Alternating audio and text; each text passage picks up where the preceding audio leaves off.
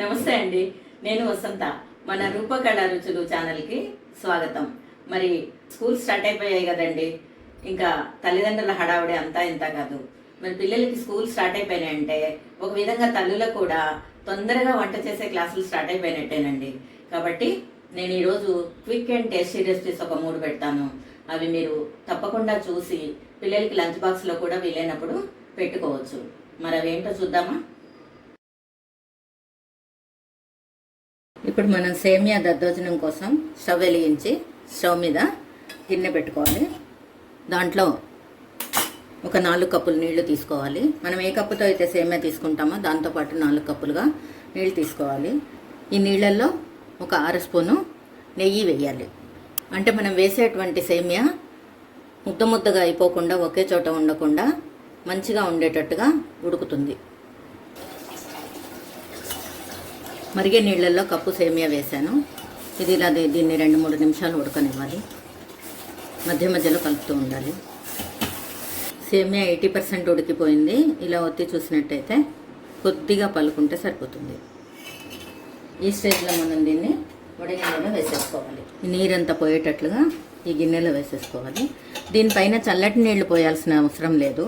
ఎందుకంటే మనం దద్దోజనం పెరుగులో వేస్తాం కాబట్టి అంత పొడిగా ఉండాల్సిన అవసరం ఏం లేదు. % ఉడికినట్లుగా చూసుకుంటే సరిపోతుంది. ఈ విధంగా ఉండాలి. ఇప్పుడు దీన్ని గరిటెతో వెడల్పు చేసి ఒక 10 నిమిషాలు దీన్ని పూర్తిగా చల్లారనివ్వాలి. వేడివేడిగా పెరుగులో వేస్తే అస్సలు బాగుండదు. కాబట్టి దీన్ని పూర్తిగా చల్లారనివ్వాలి. ఈలోగా మనం దద్దోజనానికి పెరుగు తాలింపు రెడీ చేసుకోవాలి. ఈ దద్దోజనం కోసం 1 కప్పు పెరుగు. ఇది తియ్యగా ఉంటే బాగుంటుంది, మరి పుల్లగా ఉంటే బాగుంటుంది. మనం ఏ కప్పుతో అయితే సేమియా తీసుకున్నామో అదే కప్పు పెరుగు ఇందులో వేస్తున్నాను. ఒక బౌల్లో వేసుకోవాలి.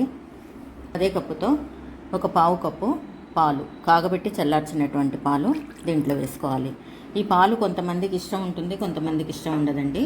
కాకపోతే వేస్తేనే బాగుంటుంది. పాలు వేసినట్లయితేనే పెరుగులో ఏమైనా పులుపు ఉన్నా కూడా సరే అవుతుంది. దీంట్లో ఒక 3/4 చెంచా ఉప్పు మీరు చూసుకొని వేసుకోవాలండి, మీరు తినేదాన్ని బట్టి. ఒక 2 పచ్చిమిర్చి సన్నగా తరిగినటువంటి ముక్కలు ఇందులో వేసుకోవాలి. 1 స్పూన్ ముక్కలు ఉంటాయి. ఇవి ఇందులో వేసుకొని ఈ పెరుగును బాగా కలుపుకోవాలి. ఈ ఉప్పు కారం పెరుగులోకి వచ్చేటట్లుగా మంచిగా కలుపుకోవాలి. ఈ స్టేజ్లో మీరు పచ్చిమిర్చి కారం ఇంట్లో ఉన్నా కూడా వేసుకోవచ్చు, లేదా గ్రైండ్ చేసి కూడా వేసుకోవచ్చు. ఇది ఎవరిష్టం వాళ్ళదండి. నేను ముక్కలు వేస్తున్నాను. కొద్దిగా పచ్చి కరివేపాకు 4 ఆకులు తుంచి వేయాలి. వేసినట్లయితే కరివేపాకు వాసన దీనికి మంచిగా పట్టుకుంటుంది. ఇలా అంతా రెడీ చేసుకున్న పెరుగులో మనం ఇప్పుడు పోపు వేసుకోవాలి. ఇప్పుడు దద్దోజనం తాలింపు కోసం ఒక 2 స్పూన్లు నెయ్యి వేసుకోవాలి. 1 స్పూన్ శనగపప్పు, 1/2 చెంచా మినపప్పు, ఒక 1/2 స్పూను ఆవాలు, 1/2 స్పూను జీలకర్ర, 4-5 ఎండుమిర్చి ముక్కలు, 1 స్పూను పచ్చిమిర్చి సన్నగా కట్ చేసిన లేత పచ్చిమిర్చి ముక్కలు, కొద్దిగా కరివేపాకు. ఇవన్నీ ఎర్రగా అయిపోయిన తర్వాత స్టవ్ ఆఫ్ చేసేయచ్చు. ఇప్పుడు కొద్దిగా ఇంగువ. ఈ పోపును మనం దద్దోజనానికి తయారు చేసుకున్నటువంటి పెరుగులో వేసి కలుపుకోవాలి. ఈలోగా దద్దోజనానికి పోపు చల్లారేలోపు మనం ఉడికించి పక్కకు పెట్టుకున్నటువంటి బ్యాంబినో ఇందులో వేసేసేయాలి. ఇది చక్కగా గంటెతో కలుపుకోవాలి. కొద్దిగా సేపు ఇలా ఉంచినట్లయితే ఈ పెరుగంతా మంచిగా దీనికి పట్టుకుంటుంది. ఈ బ్యాంబినోకి ఉప్పు, కారం, పెరుగు, పులుపు అన్నీ దీనికి సరిపడా ఉంటాయి. అవసరమైతే ఇంకాస్త పెరుగు కూడా వేసుకోవచ్చు. ఇప్పుడు మనం రెడీ చేసుకున్నటువంటి పోపు చల్లగా అయిపోయింది. దీన్ని మనం ఈ దద్దోజనం పైన వేసి కలుపుకోవాలి.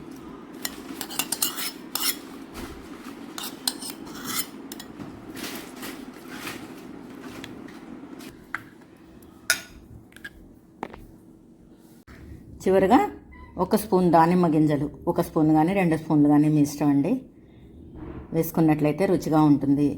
కావాలన్న వాళ్ళు దీంట్లో కొద్దిగా మిరియాలు కూడా నల్లకొట్టి వేసుకోవచ్చు. 2-3 మిరియం గింజలు కూడా నల్లకొట్టి వేసుకుంటే బాగుంటుంది. చివరిగా ఒక చిటికెడు సొంటి పొడి దీని మీద వేసుకోవచ్చు, లేదా కొద్దిగా మిరియాలైనా అంతేనండి. దద్దోజనం రెడీ అయిపోయింది. ఇంకా సర్వింగ్ బౌల్లోకి తీసుకోవటమే.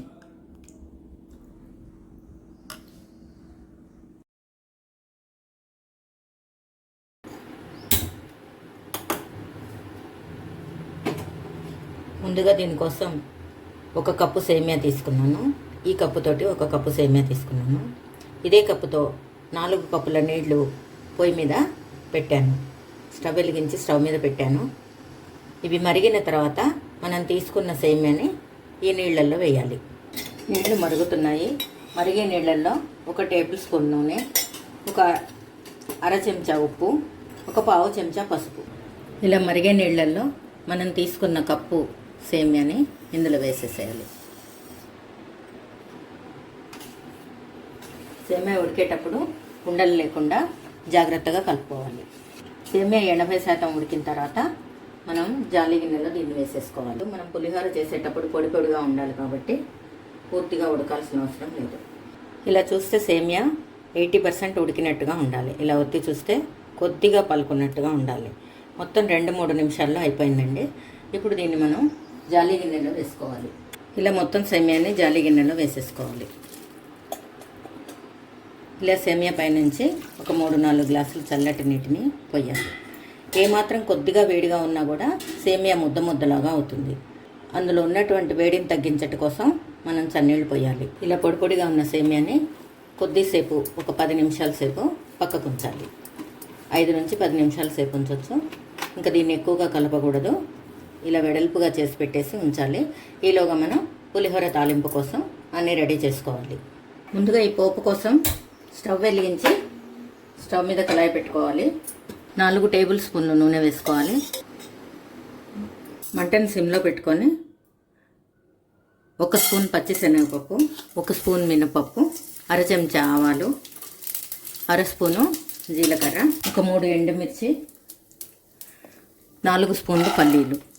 ఇవన్నీ చక్కగా సిమ్లోనే ఉంచి మంటను సిమ్లోనే ఉంచి మంచి కలర్ వచ్చేంత వరకు వేయించుకోవాలి. పల్లీలు చిటపట శబ్దం వస్తున్నప్పుడు పచ్చిమిర్చి వేసుకోవాలి. 2 సార్లు కలిపి చివరిగా పచ్చిమిర్చి కరివేపాకు వేసుకొని ఇవి కూడా చిటపట అనేంత వరకు, పచ్చిమిర్చి కొద్దిగా తెల్లగా అయ్యేంత వరకు వేయించుకోవాలి. పచ్చిమిర్చి కరివేపాకు వేగాయండి. ఇప్పుడు మనం దీంట్లో పులుపు కోసం తీసుకుంది చింతపండు గుజ్జు, తయారు చేసి పెట్టుకున్నటువంటి చింతపండు పులుసు. ఇది ఫ్రిడ్జ్లో పెట్టుకున్నట్టయితే 1-2 నెలల వరకు కూడా బాగానే ఉంటుంది. ఈ పులుసు ఎలా తయారు చేయాలో కూడా మీకు నేను ఇంకొక వీడియోలో చూపిస్తాను. ఈ తయారైనటువంటి గుజ్జును, ఈ విధంగా చిక్కగా ఉన్నటువంటి గుజ్జును 3 టీ స్పూన్లు తీసుకున్నాను. అది దీంట్లో వేసేస్తున్నాను. స్టవ్ ఆపేయచ్చు. మనం ఉడికించి పెట్టుకున్నటువంటి సేమ్యాని ఇందులో వేసి అంతా కలిసేటట్టు చక్కగా కలుపుకోవాలి.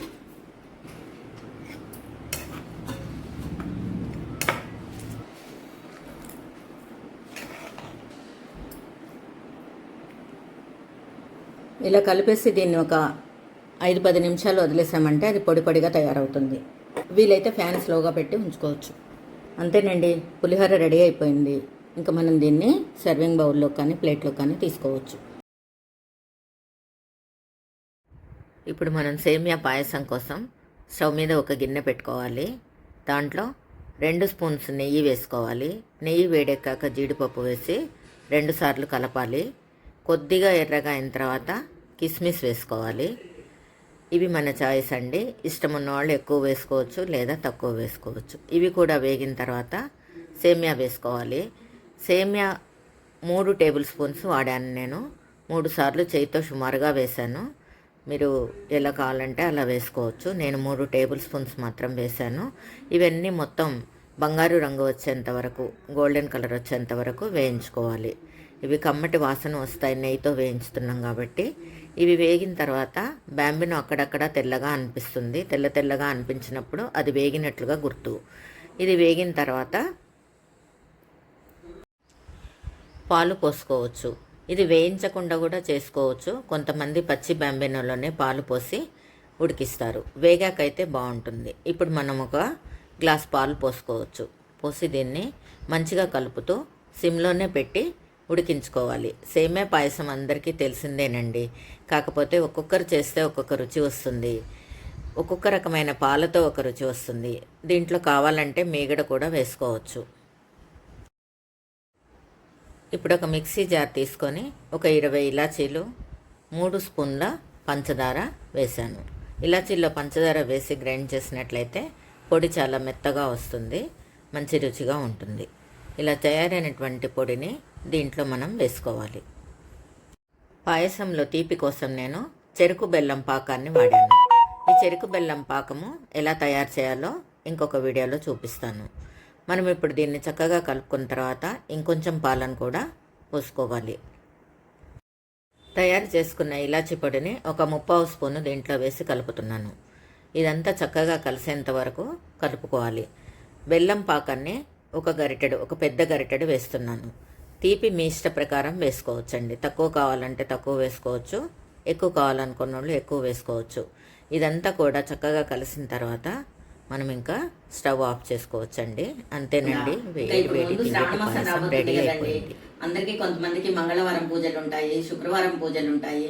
మరి అలా పూజ చేసుకున్నప్పుడు మనం భగవంతుడికి ఏదో ఒకటి అమ్మవారికి నైవేద్యం పెడతాం కనుక ఈ పులిహార, ఈ పరవాన్నము, దద్దోజనము ఇవి 3 చేసి పెట్టచ్చు. లేదా మీకు ఏదైనా ఒకటి కానీ చేసి పెట్టాలనుకుంటే అలాగైనా చేసి పెట్టచ్చు. మరి తప్పకుండా నా రెసిపీస్ చూసి ఎలా ఉన్నాయో షేర్ చేస్తారని ఆశిస్తున్నాను. నా వీడియో నచ్చినట్లయితే లైక్ చేయండి, షేర్ చేయండి, సబ్స్క్రైబ్ చేసుకోండి. బెల్ ఐకాన్ క్లిక్ చేసినట్లయితే నా నెక్స్ట్ నోటిఫికేషన్ మీకు వెంటనే వస్తుంది. మరి వీడియోని ఇంతవరకు ఓపికగా చూసినందుకు ధన్యవాదాలండి. మరో మంచి వీడియోతో మళ్ళీ కలుద్దాము.